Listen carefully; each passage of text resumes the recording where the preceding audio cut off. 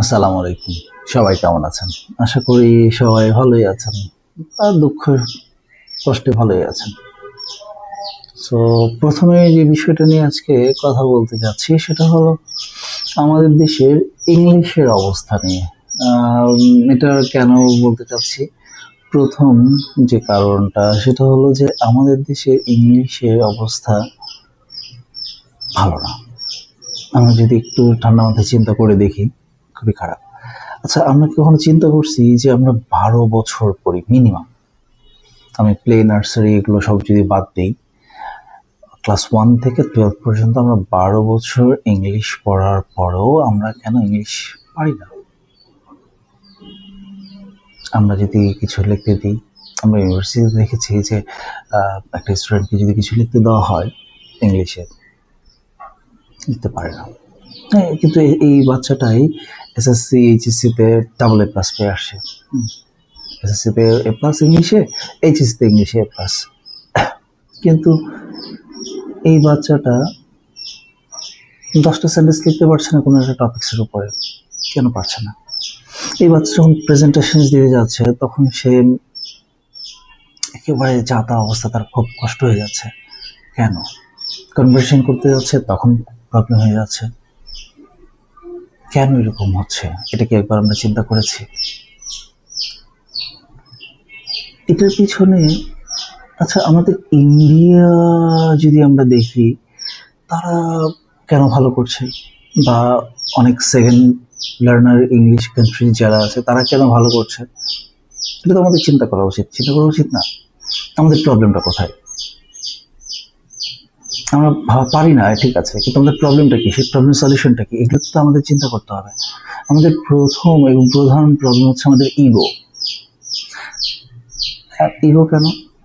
আমাদের ভিতরে একটা সবচেয়ে বড় সমস্যা হচ্ছে, আমাকে as a native speaker I have to speak. আমার অ্যাকসেন্ট ঠিক থাকতে হবে, আমার প্রনাউন্সিয়েশন পারফেক্ট হতে হবে, and I have to speak grammatically, and I have to use lots of proverbs. কেন? কেন এটা করতে হবে আমাকে? আচ্ছা, আপনি একবার চিন্তা করে দেখেন তো, যখন আমরা কোন ফরেনারকে বাংলা বলতে শুনি, তার অ্যাকসেন্টের যে ঝামেলা আছে এটা কি আমরা নোটিস করি? We don't bother about that.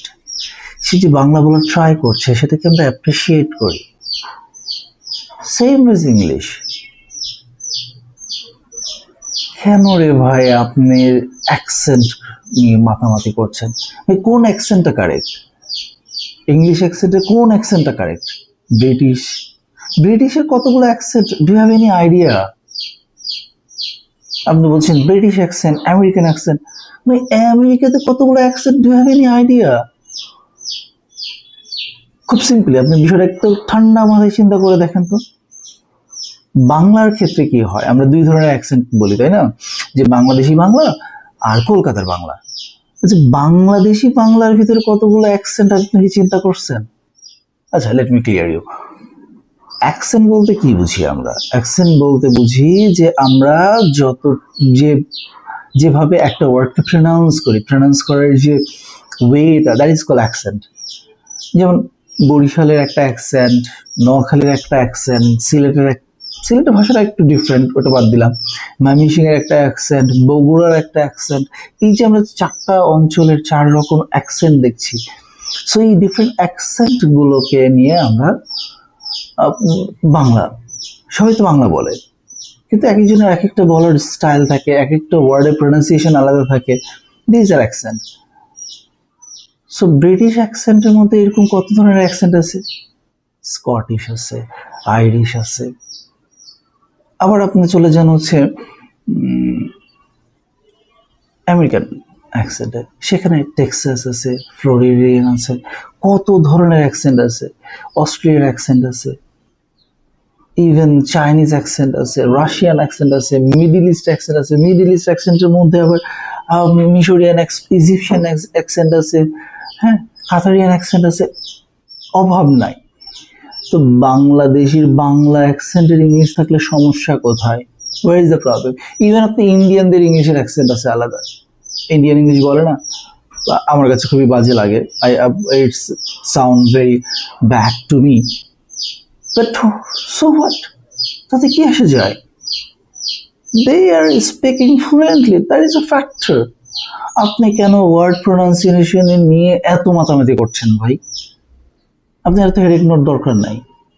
আগে আপনার ফ্লুয়েন্সি নিয়ে আসেন, that is a main fact. আপনি আমেরিকাতে বা আপনি ইংল্যান্ডে যে কোনো নিউজ রিপ্রেজেন্টার হচ্ছেন না। আমরা টিভিতে যারা নিউজ রিপ্রেজেন্টেশনস দেখি, আমরা কি সবাই নিউজ রিপ্রেজেন্ট করি? বা আমরা বাংলায় যখন কথা বলছি সবাই কি একদম নিউজ টিভি রিপ্রেজেন্টেটিভদের মতো করে আমরা কথা বলি? বলি না তো। তাহলে ভাই কেন আপনি সেই আমেরিকান বা ব্রিটিশ নিউজ প্রেজেন্টারদের মতো করে ইংলিশ বলতে যাচ্ছেন?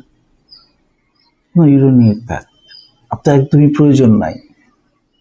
হ্যাঁ, আপনি কখন প্রয়োজন, কতটুকু প্রয়োজন সেটা আগে বোঝেন। আমি একদমই বলবো না যে না আপনার অ্যাকসেন্ট ঠিক করার দরকার নাই, আপনার প্রনাউন্সিয়েশন ঠিক করার দরকার নাই। অবশ্যই আছে, বাট সেটা একটা লেভেল আছে। আপনি এখনই কেন এগুলো নিয়ে তৈরি হচ্ছেন?